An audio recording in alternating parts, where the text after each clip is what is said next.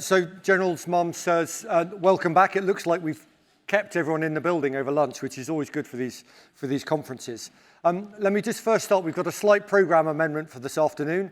No military plan goes without changing.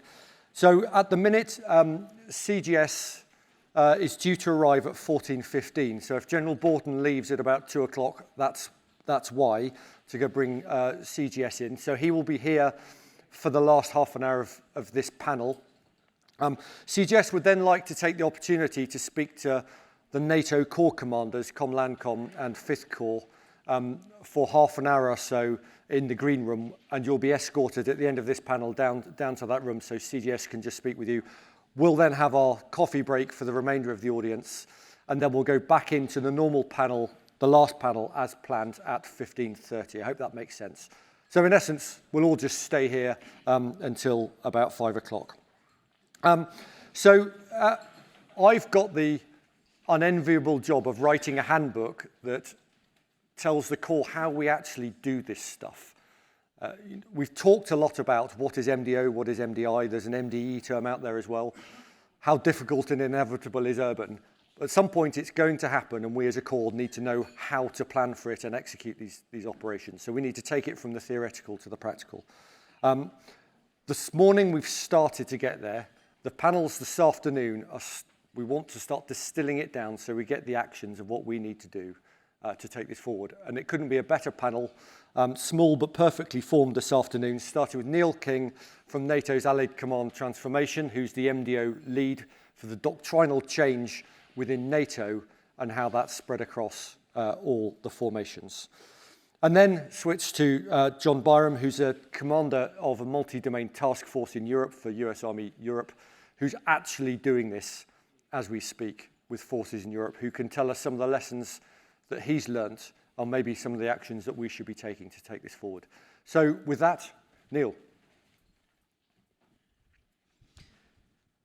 Thank you, sir. So as arms, ladies and gentlemen, I'm here to speed date NATO MDO and give you a few slides just to try and explain what we've been looking at from ACT over there in Norfolk. There were some discussions earlier about whether or not multi-domain operations is new, what we need to do to change. But actually, we have been doing rudimentary multi-domain operations for some time, or operations across multiple domains, which is slightly different. Historically, much of the focus of the warfighting and warfare development has concentrated on the services, the Army, the Air Force, the Marines, and the Navy. And they've really been operating in 3 domains, the land, air, and the maritime. And some services can operate as multi-domain forces and operate across those multiple domains. We've really previously thought of space and cyberspace as enabling or supporting environments, and the planning has been from a joint functions perspective, especially surrounding the fires element, which has generally been quite stovepiped. We've developed joint operations over the years, and we've worked out formats to do requests to go across domain, such as 9-liners, and in many ways we've become very proficient in joint operations, even though we've been operating in multiple domains. So why do we need an MDO concept if we're already doing multi-domain operations? Well, the importance, the reliance, and the capabilities in space and cyberspace have grown, and NATO has 30 brothers that sometimes struggle to achieve consensus. We've got some that talk about joint all-domain operations, some that talk about multi-domain integration, and some think that the information is a domain, and the EU as an organization, for example, has some papers talking about 13 domains, of which the military is just 1. So what we wanted to try and do with the initial concept was provide a baseline for these 30 brothers, a common understanding. And on the slide behind, down the central element, you can see that NATO has 5 official operational domains: cyberspace, space, air, land and maritime. And those are the ones that I need your help really to push out there as the NATO perspective. On the right-hand side, we have the three dimensions, the virtual, cognitive, and the physical. And these will all be published and amplified in the next edition of AJP1 Foxtrot, our prime doctrine. We've been working closely with the authors from DCDC on that to make sure that we have that common baseline across NATO. We're not saying that the nations have got it wrong, quite the opposite. We're trying to make sure that people understand what NATO's perspective is. If you look at the left-hand side, just to amplify some of the points that were raised earlier about the multiple actors that are out there, consultation and collaboration are going to be some of the key factors for multi-domain operations success. The military is not the only, by any means, actors operating within the operating environment. The military don't own the capabilities that we've become reliant on and will need in order to execute multi-domain operations. So that left-hand side, the collaboration with those that can provide capabilities to support multi-domain operations, it's going to be critical going forward that we collaborate effectively with them. And just to be clear, multi-domain operations from a NATO perspective is about achieving military objectives. It's not trying to replace the comprehensive approach, or as some people call it, the structured approach. It's purely about how do we get the best capabilities from whatever source in order to execute and achieve military objectives. So the common understanding for NATO is being communicated through a definition and a vision. I won't go through them in full detail on the screen, but I will try and amplify a few points. Firstly, within the definition, the term orchestration. Imagine you are a conductor of an orchestra and you have that command and control to have more trombones, to have less violins. They're your assets to orchestrate. You can't orchestrate things if you don't have the command or the control of those assets. So that's why we really focus on that orchestration for military activities. It's across all domains and environments. That's a little bit politically sensitive to make sure that everything is on the table. We don't need to be wasting time arguing about what a domain is, what an environment is. It's all on the table. We just want to execute multi-domain operations. Moving on to the vision, it starts in there with planning and preparing. And when we talk about prepare, that's through education, training, and experimentation. And from a NATO perspective, that's building on what the nations themselves are doing. But let's be clear, some nations can operate in a single service across all 5 domains, whereas some NATO allies have got one service that concentrates on one domain. So we have a huge variety of participants, all of which can contribute to multi-domain operations, but all of which will have different training, education, and experience levels when they come to the NATO exercises or NATO activities. Collaboration, I've already talked about, with other instruments of power, stakeholders, and actors.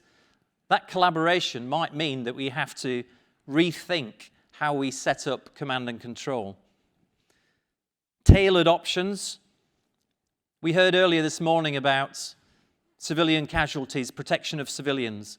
And tailored options means that instead of traditionally having hard combat power in 3 domains, you can have more options that may give you an opportunity to reduce collateral damage. It may give you an opportunity to help control the narrative.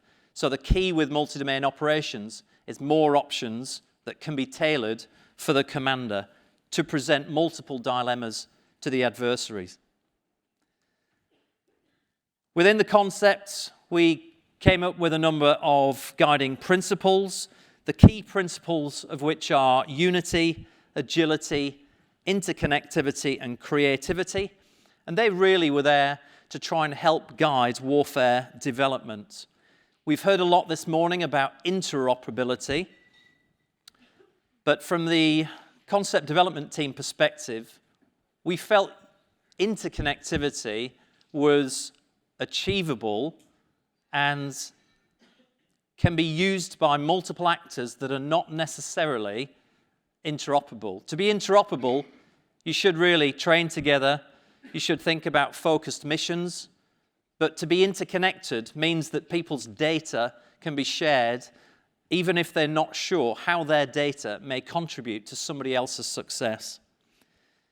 The 4 key principles are surrounded by sub-principles. For example, robust interconnectivity relies on appropriate data security and resilience.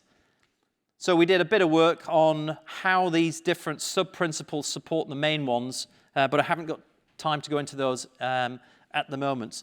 The concept, by the way, was signed off on Friday. It'll go to the military committee on the 11th of July. So I'm hoping that it will hit the streets over the next month to 6 weeks so that everybody can hopefully get an insight into the concept. The key principles are also closely linked with some data tenets which are critical to enabling multi-domain operations. And you may have heard about digital backbones, digital transformation, and that program will be very closely linked as we go forward to multi-domain operations. You need to have the appropriate data exchange systems in place so that we can share data, which needs to be done through trust and appropriate policy. Data exploitation, whether it's through the use of artificial intelligence or otherwise, can then give us all a better understanding through a data-centric approach. So if we bring all these things together and reflect on the current rudimentary multi-domain operations that we have, reflect on the vision and the principles and the tenets for data centricity, hopefully we can understand the need to transform to a multi-domain enabled alliance where any sensor and shooter are connected at any time through ubiquitous connectivity. That's got to be done in a multi-domain enabled format to enable that sharing. And really, data centricity is one of the key elements going forward if we are going to achieve multi-domain operations to its fullest extent. We want to converge effects across all domains so that multiple dilemmas are presented, but that is reliant on some form of technical and information advantage going forward. One of the aspects I was asked just to touch on was, what is NATO doing at the moment? At the top, there are some strands of work that Allied Command operations are delivering. One of the key elements is that the new family of plans that ACO are writing is going to have a multi-domain mindset, multi-domain operations at the heart of those new family of plans. If we look at the ACT side, we're looking at the capability targets, which have been very focused on the land, maritime, and air over the past few decades. But we do need to understand what capabilities the Alliance needs for space and cyberspace. We also need to take the MDO journey across the full spectrum of .mil PFI. We've already started the doctrine by linking closely with AJP1 and AJP3 writers. We've had some interactions in terms of the training, but there's still a lot more work to do before we transform towards multi-domain operations. And the vehicle for that transformation is the Warfare Development Agenda, which currently has about 25 lines of effort, whether it's from looking at the new command structures, cross-domain commands, or whether it's looking at layered resilience across all the domains. Lots of different work activity has started and will start over the next few years, but it's not going to be a quick change. It will take a lot of work strands, quite a significant amount of time. So that's the speed dating for the NATO version of multi-domain operations. As I say, the concepts should be addressed by the Military Committee on the 11th of July and will hopefully hit the streets very shortly. I look forward to your questions. That's that.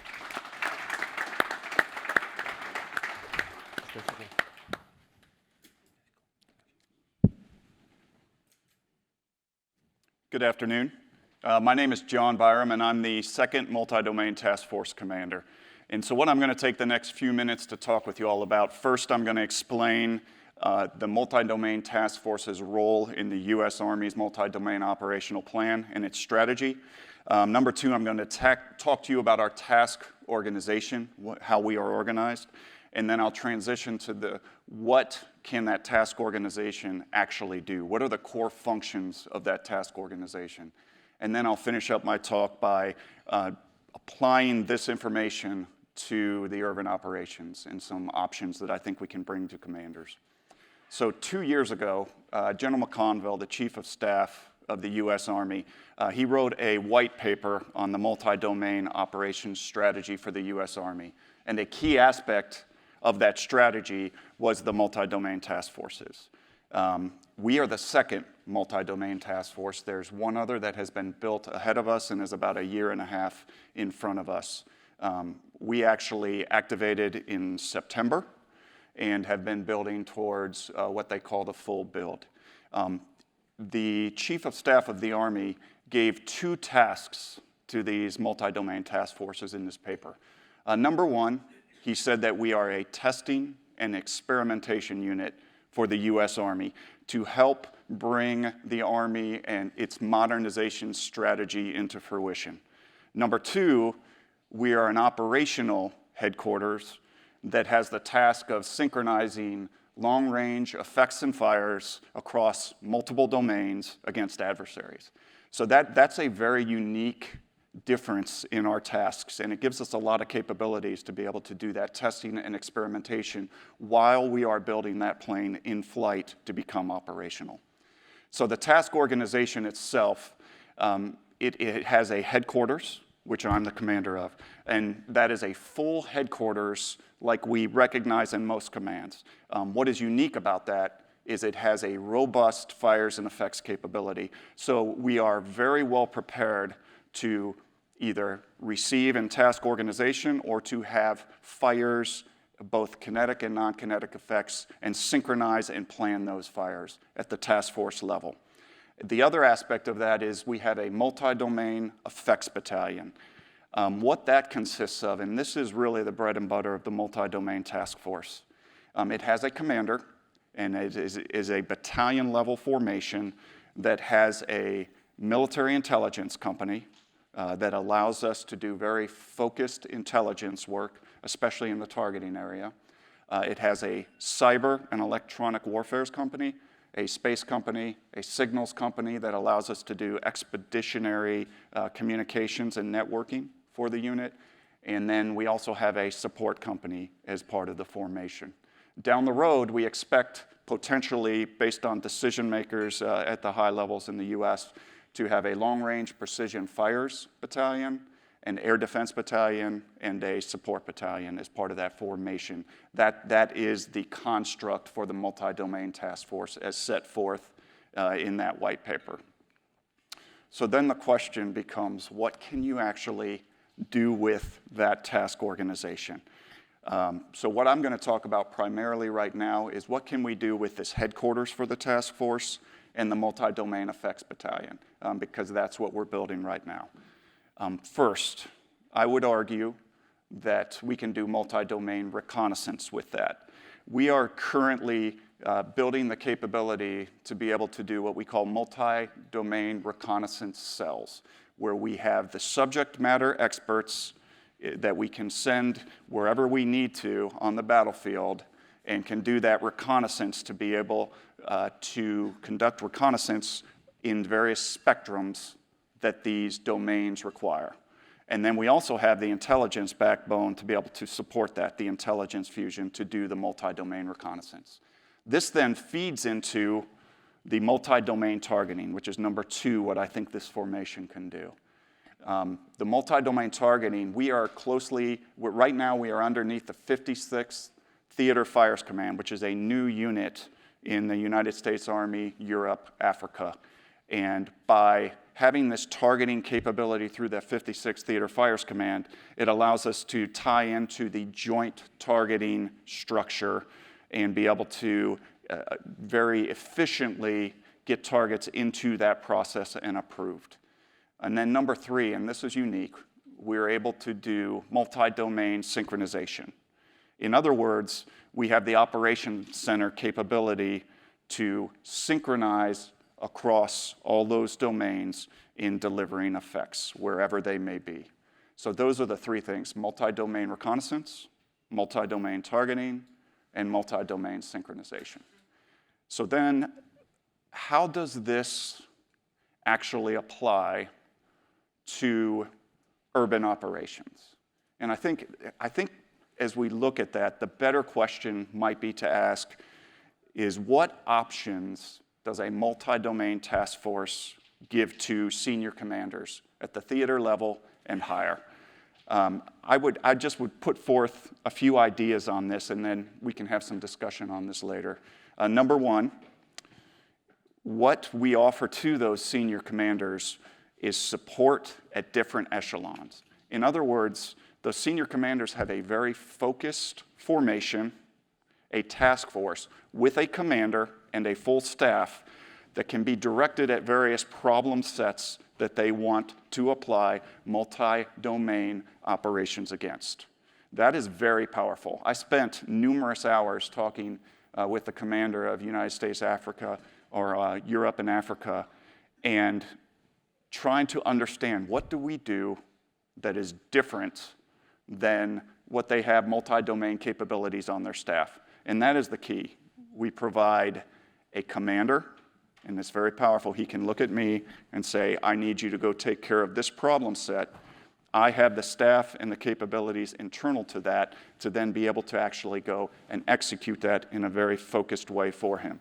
That is very powerful for any commander that I end up supporting. And this can be done at various echelons. One of the arguments, we were just having a discussion before this on what is the right echelon for multi-domain operations. Well, for the multi-domain task force, it really just depends. It's wherever that commander, the senior commander, wants to focus multi-domain operations against a very specific problem set. I can do that at whatever echelon that he asks of me. So I would argue that is one thing that we can bring to urban operations, which, going back to earlier today where we're talking about those various complexities of urban operations, whether it be the civilian aspects, the infrastructure, we are able to bring in that the full focus against whatever problem set we're going to focus on and be able to apply that accordingly. Number 2, we bring focused effects. So what does that mean? Number 1, it's flexible and scalable. That commander can have us dial that up or down however he sees fit for the situation. The other aspect that it provides that is of value to him is many of these multi-domain capabilities, especially in space and cyber, tend to reside at the highest level. This allows him to get those capabilities down to that tactical level. And we've had some discussion today about what level should multi-domain operations be at. It has strategic implications, operational implications, and tactical implications. We give him a chance to focus that at very specific problem sets, which could be applied in urban operations. And then number 3, the last thing that I would say we bring is agility that is unusual in multi-domain operations. We truly are able to move quickly. We can shift from problem sets to problem sets. We can shift to whatever echelon that they want us to focus on. So as we're doing this, and obviously we're in some of the initial conceptual aspects of multi-domain operations, us being a tip-of-the-spear type formation with capabilities internal to us that is testing and experimenting regularly, we can encourage the enterprise to increase the speed that it operates as well. So with that being said, I will sit down and we'll open it up to any questions. All right, thank you very much.